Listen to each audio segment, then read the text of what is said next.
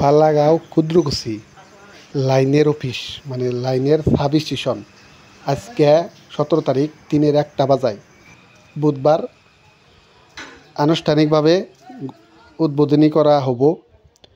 এই অফিসটার জন্য আমরা দীর্ঘদিন ধরে অপেক্ষায় আছিলাম, কারণ আপনারা জানেন যে গরমের 6 মাস একদম লো ভোল্টেজ, মানে যেটুক ভোল্টেজ পাইতাম আমরা সেই ভোল্টেজ দিয়ে রাত্রে আমাগরে খুবই অসুবিধা হতো, রাত্রে দিনটাও খুবই অসুবিধা হতো।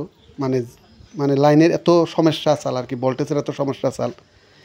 তাই আনুষ্ঠানিকভাবে আজকে উদ্বোধনী করব। বুধবার 17 তারিখ 3-1 বাজায় উদ্বোধনী হব। তো লাইনের অফিসের ভিতরের কিছু দৃশ্য আমি আপনাদেরকে দেখাইলাম। এত সুন্দরভাবে কাজ করছে, মানে যেগুলা মানে ফিটিংসের কাজ আসাল, লাইনের ট্রান্সমিটার, এগুলা এত সুন্দরভাবে করছে। সম্পূর্ণ কাম ক্লিয়ার। আনুষ্ঠানিকভাবে আজকে ঘোষণার তারিখ 1 বাজায়। তাই কিছু ভিতরের কিছু দৃশ্য আপনাদেরকে দেখাইতাছি। যারা যারা দেখতাছেন পারলে শেয়ার করে বেলেগকে দেখাই দিবেন, আর যারা যারা রফি ব্লগ ফলো করেন নাই ফলো করে নেবেন। আজকের থেকে আমাকে যেটা লো ভোল্টেজ, যেটা ভোল্টেজ আমরা পাইতামই না, মানে অল্প বৃষ্টি পড়লেই মানে আমরা লাইনই পাইতাম না। ও এখান থেকে বৃষ্টি যতই পড়ুক আর যতই গরম আসুক, আমাকে ওই লাইনের সমস্যাটা সমাধান হয়ে যাব।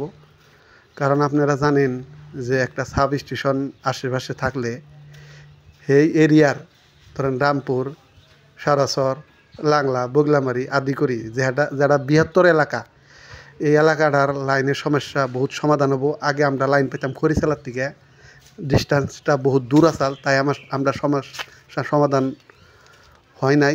হয়তো এখন আমাদের যারা লাইনের যারা সমস্যায় আমরা হয়তো দীর্ঘদিন ধরে সমস্যায় আছিলাম, সেই সমস্যাটা সমাধানের পথে আজকের থেকে।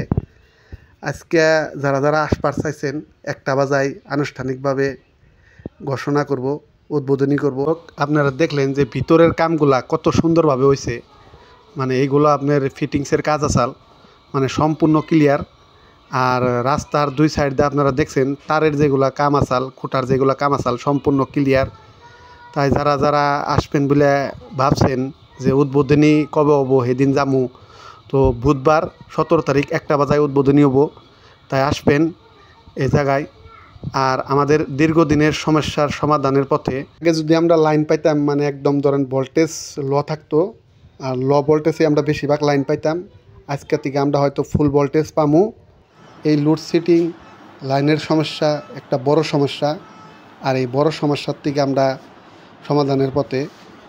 তাই যারা যারা দেখলেন পারলে শেয়ার করবেন, আর যারা যারা ফলো করেন নাই ফলো করবেন। আজকের রফি ব্লগ এই পর্যন্ত শেষ করলাম। ভালো থাকবেন।